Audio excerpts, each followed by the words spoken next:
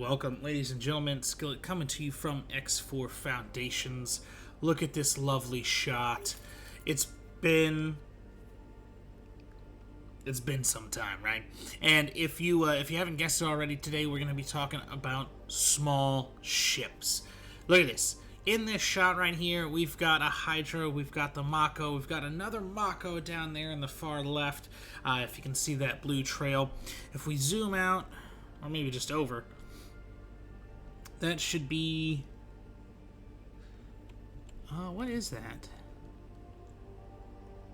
Okay, over there's the Peregrine, and right below this Mako is going to be a Minotaur. Things that were actually used in the M-Class video. But today is an S-Class video, and there's a lot to unpack. And to unpack it, it's going to come down to you. Because where the S-Class is kind of like the bread and butter of the universe. They have so many niches. They have so many little facets that they can fill. And most of the story missions require you to be in a small ship. Now, we're going to take me, for instance, because this universe, I've exclusively used Boron ships for the most part, starting with the Mako when you first get it, and then going to the Barracuda. I want a use for that ship. I want a use. Egosoft, if you watch this, what is the Barracuda good for? Almost broke into song lyric right there. But they have so many facets, and so many small ships have a pro and con to them, right? And for instance, one of the ships that I have hailed and I have just been rallied behind this universe is the She, because the She is that all-round good ship. It's a jack of all trades. It can do it all. It's got 4 weapon slots. It's got 3 shields. It's a good all-rounder. But then it also, in some people's minds, looks like hot garbage. Which, yeah, I'm not gonna deny. Its weapon placement is weird. Your alternative to the She would be the Ares. In most people's minds, the She replaced the Ares as that all-rounder. Now, there are differences, the hull, the speed, but the shielding's the same, the weapon hardpoints are the same. I'll bet the Ares has them in a straight line. It's a little better placed rather than 2 right next to each other and then one somewhat in the middle and then one far, far on the left. There's a whole lot to it. But it's going to come down to your universe as well. What you need, what you have as money, what you have as rep, because not all ships can be gotten at right off jump. You'll have to get to level 10 for most small ships. So the heavy ships you'll have to get level 10 to. But this universe is even different from my last universe. Because my last universe, and you can see this in the Let's Talk Carrier Combat Ship video. I was looking for 2 specific things.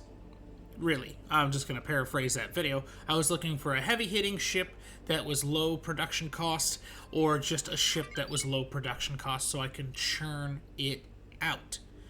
And we found 2. We found the Pulsar, which is the heaviest hitting ship. Let's take a look here. We're going to use a different tool today. It's going to be the Encyclopedia. Don't know if you guys know about this. It has a great wealth of knowledge, and then some things it just totally lacks. It's true. You can find a whole bunch of knowledge here, and then you can find a whole bunch of nothing at the same time. But let's go combat ships. Now, the great thing about the Encyclopedia is it gives you the best hardpoint attachment. Where's Pulsar? If I could do the alphabet. There. I was right next to it. Alright, so it's max speed. You can get with the Combat Engine Mark IV for the split. Everybody knows that. 414. You're probably a little less. You're probably around about 398, 389, somewhere in that ballpark, which is the Mark III. I honestly don't think the Mark IV for the cost is really worth it. Some people might disagree. It's all about your personal preference. How I have my out-of-sector combat ship set up, I believe last universe and this universe has been parented Mark III combat, and then all-around thrusters Mark III. But the encyclopedia gives you the best for each of these stats. But as it turns, you can see there's 2 hard points on top and 2 hard points on either fold, right? On either side. That's 6. The only ship that can come close to this would be the Chimera. The Chimera has more hull. It can last a little bit longer. The Pulsar is a glass cannon. It can hit hard. You can put this with bison lances, plasmas, blast mortars, mass drivers. You could put it with the heavy hitting weapons. We're hit. Whatever it goes up against, it should take out. In mass, the Pulsar is probably going to be the ship to avoid, right? It's just all that firepower. But last universe, we looked right here. 48 energy cells, 105 hull parts. And I said, maybe not. Maybe not. That might be a little too expensive for us with the shields, the weapon points, the engines, because I was producing it on my own. So then I looked, what would be an alternative? The Nodan Vanguard is what I came up with. Mainly because 70 hull parts, 56 energy cells, I could churn this out so fast, I'd run out of pilots to pilot. It's got what I think is pretty average for the hull, 3.9.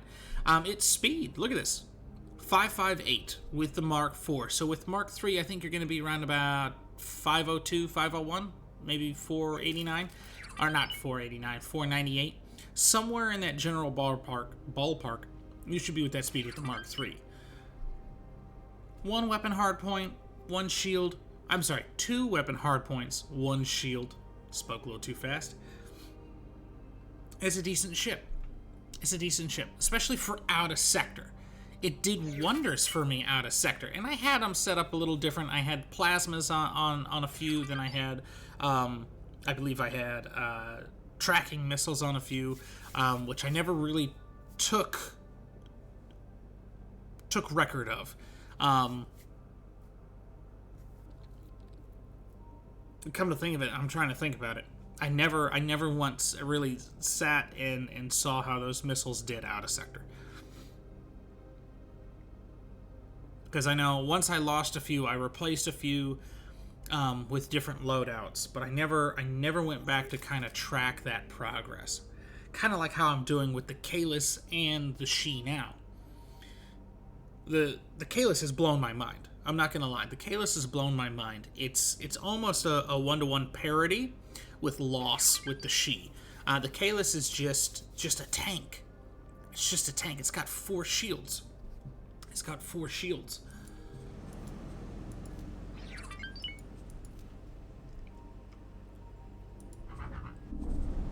This thing has the highest shield capacity of any small ship outside of mods. We have it decked out just like this.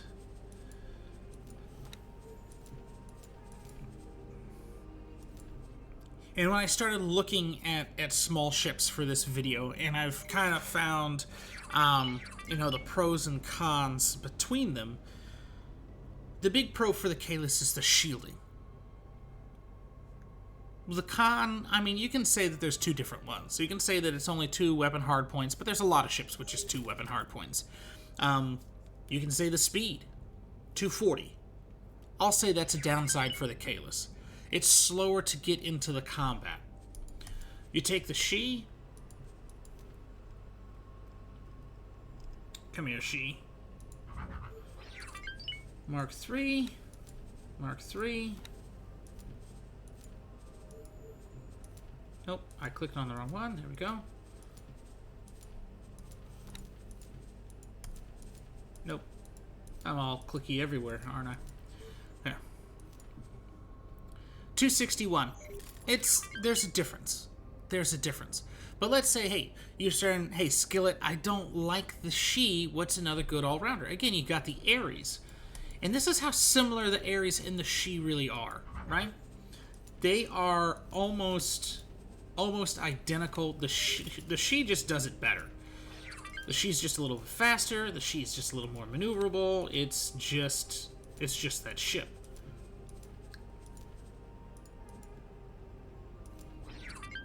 Boom. There you go. 210, 261. 47, 4.9 for the she. Shielding's the same because it have the same shield points. It's the speed, the container storage, if that matters to you. Pitch, roll, yaw, all that. There are slight differences. But you say, what about something else that has 4 weapon hardpoints? You can go the Eclipse, right? 2 shields. So you're gonna have 1 less of the shield point, right? Or capacity. So 233, still slower, less shields. Your hull is a little less, by 900 points. Still slow on the get-go. What the I don't think the Talati have anything that has 4 weapon hard points.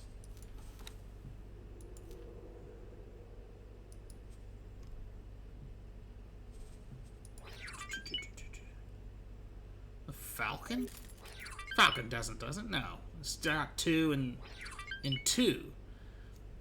But Talati ships are pretty much slow. But let's go with another ship that has 4 weapon hardpoints. You can go with a Ballalore. Just to try to keep some parity between weapon hardpoints, right?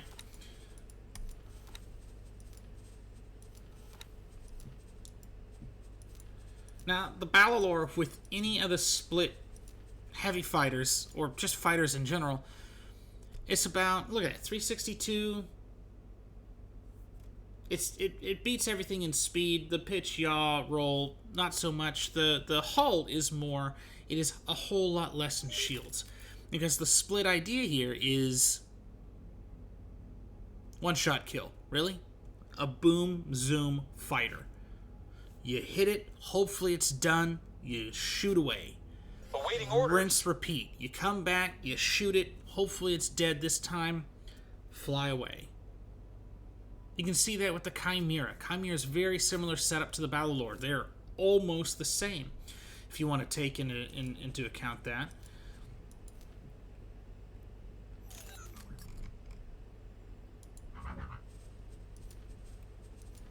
There are slight differences because the Chimera has 1 more weapon hardpoint. So if we're going to set this up the same, there you go. 365 to 362. The Chimera has a little more hull. It's a tiny bit faster. It hits a tiny bit harder. But then the Chimera actually has 1 more pro, and it's just that 1 little notch of flexibility. It's 1 more weapon hardpoint. You could do Bison Lance, you could do Torpedo, you could do Dumbfire Missile. You could put another heavier hitting weapon on that ship to fit your need. And that's what small ships do. They fill a need. Now, again, most of the story missions require you to have a small ship for majority of them. You get a small ship when you start the game. Through stories, you actually even gain more small ships. You can gain small ships and medium ships and a large ship just throughout the universe. There is a small ship. It is a Perseus right here. Perseus, Vanguard, and Silent Witness. That's just ripe for the taking. There is an Odysseus that sits right here in Faulty Logic. The game sets you up to try different class ships. But if your goal, or if you're going into carrier combat, then you might have a few ideas for ships. An interceptor versus a heavier hitting ship like the Chimera. You might go Asp and Chimera. You might say, oh, Skillet, I do like your idea of the She. It's a good all-round ship. It's got 4 weapon hardpoints. That'll get the job done. If you produce the ships on your own, always come back to the encyclopedia. Take a look at those ships. Take a look at the cost it's going to cost you. Let's say, where's the Chimera? We can go Asp, right? 239 hull parts, 69 energy cells. Getting up there, right? Asp Raider, 116, 34. Asp Raider has a lot less hull. It is faster than the Asp. Still same weapon hardpoints. The Ballalore, 499 with Mark IV. Not that big of not a huge difference. Still a pretty speedy ship. 254, 74 energy cells.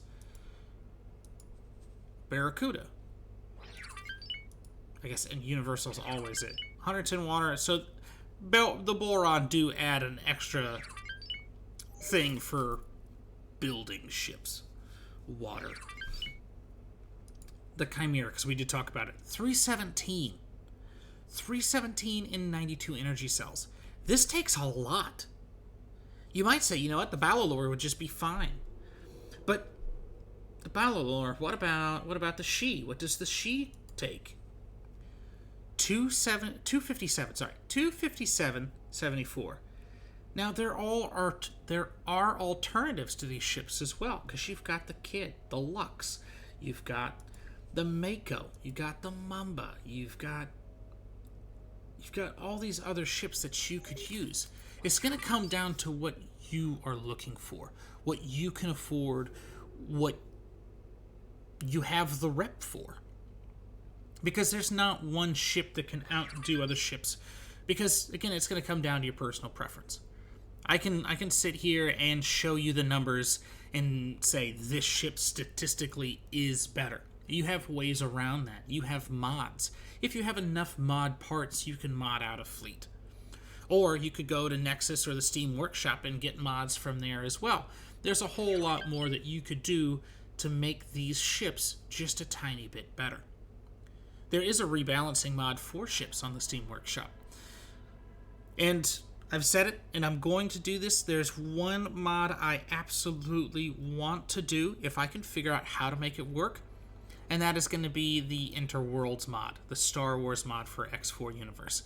I have seen videos of that, and that looks amazing. If I can figure it out, because I think the file just downloads in an awkward place, and I don't know how to fix it.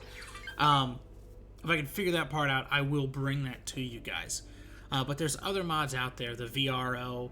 There's a whole lot, and we will do a video on mods at a later date. Now that the Venture beta is over, I do have some things that I do want to touch on. But this is small ships. The bread and butter of the galaxy. You use small ships. The entire galaxy uses small ships. But how do you use it? What do you want to use it for? That's the questions. That's what's going to make one ship better than the next. Like, the Takoba would technically be better than the Calis if I wanted a faster ship. A little less shields. And I actually bought some Takobas to put into the carrier fleet just to see how they do. If it can hold up the same as the Calis, guess what? I think I found another ship. And this is not too much to ask for either, for production cost. I could produce this easy. I could just buy it pretty easy as well. But it comes down to you. Your needs, your wants, what you're capable of in your universe. And this ship just hits stations.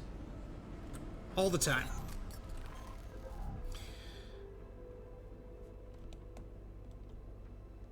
But this is going to be Skillet signing out. I will see you guys again.